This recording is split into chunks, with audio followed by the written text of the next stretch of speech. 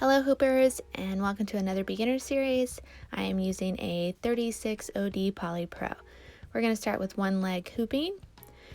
So I will be pulling out my left leg, my hoop is going to the left, and I will be one leg hooping on my right leg. To start by pulling the leg out, you are again going to think about the timing of the gap.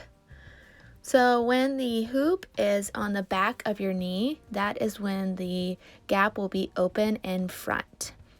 So you're going to feel for that timing on the back of your knee, and then bringing your left leg up high or right if you would like to pull out the other leg, and then continue to bounce the knee and just making sure to get that leg out of the way.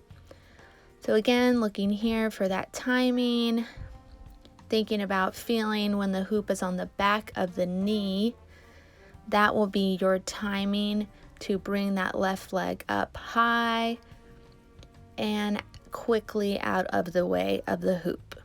Once that leg is up and out, you are going to continue to create motion with that standing leg to keep the hoop spinning. Before you get used to bringing your leg back in, you can just let the hoop fall and get used to taking your leg out. Here's one way you can pick up the hoop without bringing your leg in. So again, looking for that gap. When the hoop is behind me, which will mean it's on the front of my knee, that will be my timing to step my opposite leg down and immediately bring my knee up to pass it to my hand. So let's look at that again. I'm just kicking my leg out in front to step down. As I step down, I immediately bring my knee up high to pass it to my hand. Another way you can get out of it with that knee pinch is by stepping down, immediately bringing your knee up, but when you bring it up, you're going to pass it to your hand and just step down, and then you can be in that escalator position. Bringing your leg out, here are some ideas. You can do dancer pose like in yoga, and bringing your leg straight behind you, warrior 3, or you can just bring it out to the side, or whatever you feel is comfortable for you.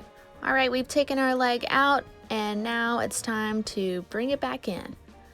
So this will take a lot of practice, so just be patient with yourself.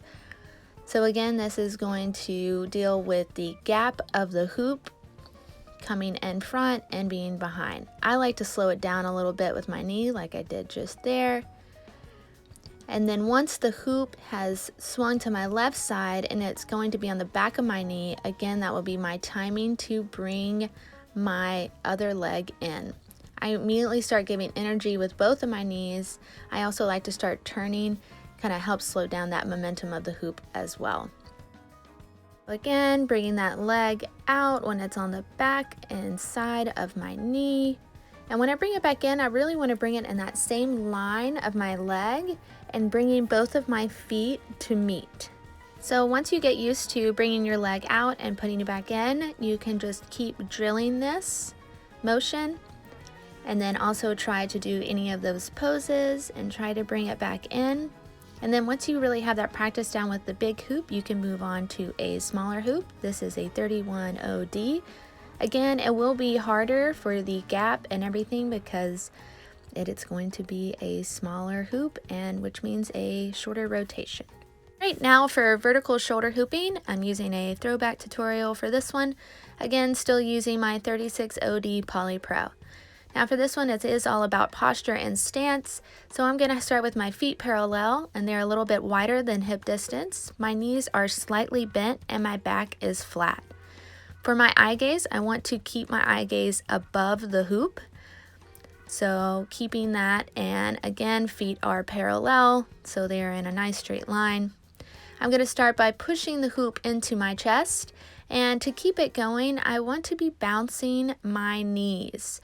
So I don't want the energy coming from my shoulders because this will create a lot of tension in the back. So again, bouncing through my knees and pushing a little bit with my arms as well, just not with your upper back. Another thing to remember is to keep your elbows in close to your side. And then let's move on to barrel rolls. So to be able to do barrel rolls, again, we want to think about going in a straight line. So we are going to be pivoting in that straight line. You can do this without the hoop first. So let's start with looking down at the ground position.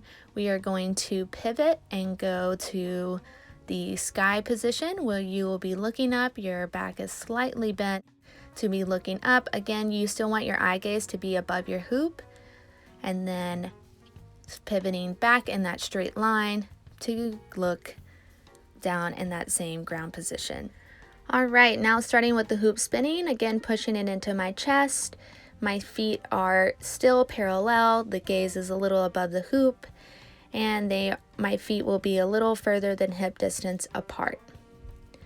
Now, one way you can get into vertical hooping or drill it is by doing breaks. So maybe do a couple breaks and then practice drilling it. You can also start from shoulder hooping and going into a bounce to get into vertical hooping. Now for vertical waist hooping. It's really the same in a way because you want most of your energies to be coming from your knee, and you can also think about shaking your butt in the back to keep that hoop going. Again, you want to make sure that you are not pushing with your back. That can be very harmful and painful. Just make sure to bounce with your knees. All right, and now for hoop balancing. You can use a smaller hoop for this because it might be easier. I first want to put the hoop in the hand and I want to find a focus point. It can be out in front, it can be at the top of the hoop, anywhere you feel is a good focus point for you. I have the hoop resting really on my middle finger, but kind of in the groove between my middle finger and my ring finger. When the hoop is swaying back and forth, I want to make sure that I am reacting to it. So if it sways one way, I'm going to sway the opposite way to keep it in that balanced position. Again, hoop balancing takes a lot of practice, so just make sure to find that focus point and just feel for where the hoop is moving and move with it. And happy hooping!